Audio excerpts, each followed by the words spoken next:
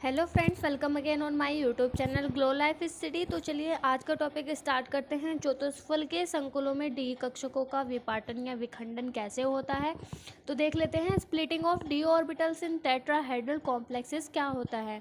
तो अगर आपने पिछले टॉपिक क्लियर करे हुए हैं, जैसे कि ऑक्टाहेड्रल कॉम्प्लेक्सेस में डी ऑर्बिटल स्प्लिटिंग कैसे होता है, तो ये आपको अच्छे से समझ आ जाएगा। और अगर आप इस ऑक्टाहेड्रल कॉम्प्लेक्सेस को देखना चाहते हैं, क्लियर करना चाहते हैं, तो आप मेरे चैनल पर चेक ज़रूर करें। तो इसमें थोड़ा सा कुछ भी ज़्यादा चेंज नहीं है, सिर्फ सबसे पहला चेंज यही है कि इसका जो फिगर है, यानी कि इसकी जो संरचना स्ट्रक्चर है, उसका ही अंतर है। और दूसरा मैं आपको आगे बताऊंगी। तो चलिए देख लेते हैं splitting of D orbitals in tetrahedral complexes में क्या होता है। तो सबसे पहले क्या होता है, हम यहाँ पे देख लेते हैं हमारे पास कोई क्यूबिक स्ट्रक्चर है। उसके बाद हम देख लेते हैं इसके अंदर क्या है, हमारा एक टेट्राहेड्रल कॉम्प्लेक्स बनी हुई है। जैसे कि आप देख सकते हैं, ये ग्रीन कलर की हाईलाइट्स की हुई है, ये हमारा क्या है, टेट्राहेड्रल कॉम्प्लेक्सेस है। और ये हमारा क्या है, एक क्यूब बनी हुई है। उसी के अंदर हमें क्या करना है, टेट्राहेड्रल कॉम्प्लेक्स बनाना है। तो आप देखें यहाँ पर हमने क्या लिया है, मेटल आयन लिया है, Mn पॉजिटिव लिया है, सेंट्रल मेटल आयन बोलेंगे इसको हमने। और मैंने इसको क्या है यहाँ पर डिनोट भी किया हुआ है, आपके लिए इजी हो जाएगा। और यहाँ पर देख सकते हैं ये जो हमने लाइगेंड्स लिए हैं 1 2 3 एंड 4, ये हमारे क्या है, लाइगेंड्स है जिसने मेटल को घेरे रखे हैं। ठीक है। और इसके बाद हम देख लेते हैं यहाँ पर एक्सिस लिए गए हैं XYZ। तो चलिए देख लेते हैं इसकी डेफिनेशन क्या है, हम इसके एक एक पॉइंट को अच्छे से समझेंगे। टेट्राहेड्रल कॉम्प्लेक्सेस यानी कि चतुष्फल के जटिल यौगिकों को समझने के लिए एक क्यूब में चतुष्फल की कल्पना करते हैं। यानी कि देखिए क्या कहा है इन्होंने कि जैसे कि हमें टेट्राहेड्रल कॉम्प्लेक्स को समझना है, तो उसके लिए हम क्या करेंगे, क्यूबिक स्ट्रक्चर में क्या करेंगे, हम टेट्राहेड्रल कॉम्प्लेक्स को कल्पना करेंगे इसकी। ठीक है।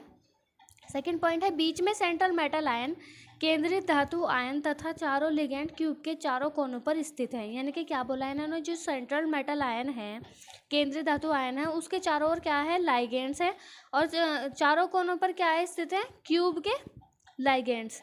ठीक है। ये रहा, देखिए आप यहाँ देख सकते हैं 1 2 3 4 चारों जो कोनों पर क्या है, हमारे लाइगेंड्स स्थित है। थर्ड पॉइंट देखिए आप इसका, जब ये चारों लाइगेंड्स मेटल आयन के समीप आते हैं तो डी ऑर्बिटल की एनर्जी लेवल बढ़ जाती है। यानी कि जब ये चारों लाइगेंड्स मेटल आयन की ओर आते हैं तो क्या होता है, हमारी डी ऑर्बिटल एनर्जी क्या होती है, डी ऑर्बिटल्स की एनर्जी में एनर्जी लेवल बढ़ जाती है। ठीक है। चलिए अगला पॉइंट देख लेते हैं इसका क्या है। अगला पॉइंट इसका देख लेते हैं, एनर्जी के बढ़ने के बाद डी ऑर्बिटल में स्प्लिटिंग होती है। यह स्प्लिटिंग ऑक्टाहेड्रल कॉम्प्लेक्सेस के जस्ट अपोजिट होती है। यानी कि जो ये स्प्लिटिंग होती है, हमारा विपाटन होता है इसके अंदर डी ऑर्बिटल्स में, ये क्या होता है, सेम अपोजिट ऑक्टाहेड्रल कॉम्प्लेक्स की तरह होता है।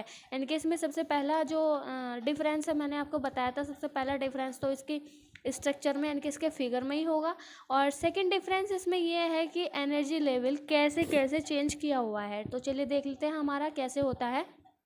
देख लेते हैं, ये हमारे क्या लिया गया है, यहाँ पर एनर्जी लेवल लिया गया है। यानी कि एनर्जी लेवल नीचे यहाँ पर क्या है, कम है, और यहाँ पे क्या है, बढ़ जाता है। यहाँ पर बढ़ा हुआ एनर्जी लेवल है और यहाँ पर क्या है, कम है। तो हमने 5 डी ऑर्बिटल्स लिए हैं। देख लेते हैं अब इनका कैसे कैसे विपाटन होता है। तो यहाँ से इसका एनर्जी लेवल बढ़ जाता है, आप देख सकते हैं। एनर्जी लेवल बढ़ने के बाद इसमें स्प्लिटिंग विपाटन कैसे होता है। तो जो ये डी ऑर्बिटल्स के 5 ऑर्बिटल्स हैं, आप देखिए यहाँ 2 पार्ट्स में डिवाइड हो जाते हैं, यानी कि इनका विपाटन हो जाता है, स्प्लिटिंग हो जाती है। तो जो ये T2G ऑर्बिटल है, DXY DXZ DYZ, आप यहाँ पर देख सकते हैं, जो ऑक्टाहेड्रल कॉम्प्लेक्स में मैंने आपको बताया था उसमें T2G ऑर्बिटल नीचे था, और यहाँ पर क्या है, T2G ऑर्बिटल, यानी कि एनर्जी लेवल कहाँ पर, ऊपर लिया गया है।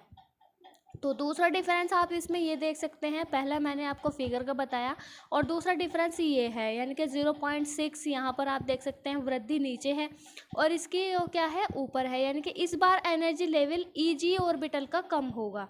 ठीक है। अब आप देखिए इसके पॉइंट समझ लेते हैं। DXY DYZ तथा DZX ऑर्बिटल की एनर्जी में होने वाली वृद्धि DX स्क्वायर Y स्क्वायर व DZ स्क्वायर ऑर्बिटल की ऊर्जा वृद्धि से अधिक होगी। यानी कि हमारा यहाँ पर देख सकते हैं, जो हमारे DX स्क्वायर और DZ स्क्वायर है, उसकी ऑर्बिटल की ऊर्जा वृद्धि ज़्यादा होगी, किसके ऑर्बिटल एनर्जी से, इससे ज़्यादा होगी। ठीक है।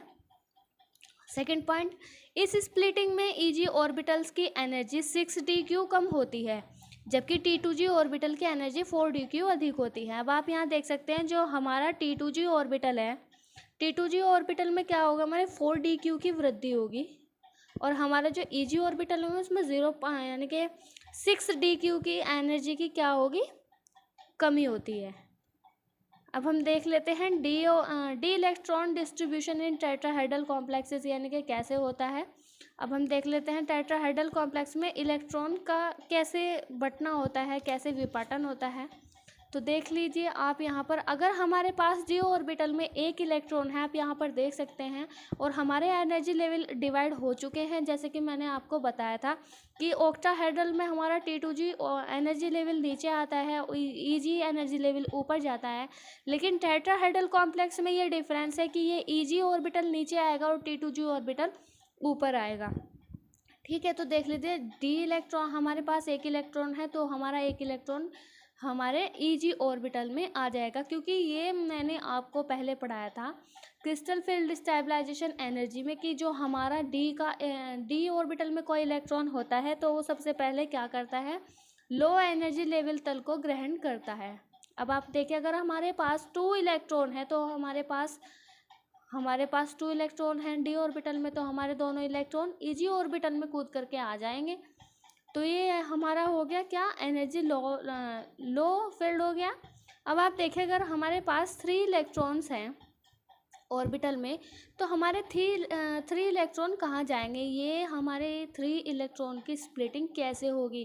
क्वेश्चन ये होता है कि क्या हमारे 3 इलेक्ट्रॉन Eg ऑर्बिटल्स में आएंगे कि कूद करके यहाँ पर आ जाएंगे, नहीं। तो इसका आंसर ये है कि 3 जो इलेक्ट्रॉन है हमारे, वो Eg ऑर्बिटल की क्या होती है, स्ट्रॉन्ग होती है एनर्जी लेवल। तो ये क्या है, इसको अच्छे से पकड़े हुए है और ये इसको ऊपर नहीं जाने देगा, क्योंकि ये क्या है, स्ट्रॉन्ग फील्ड है।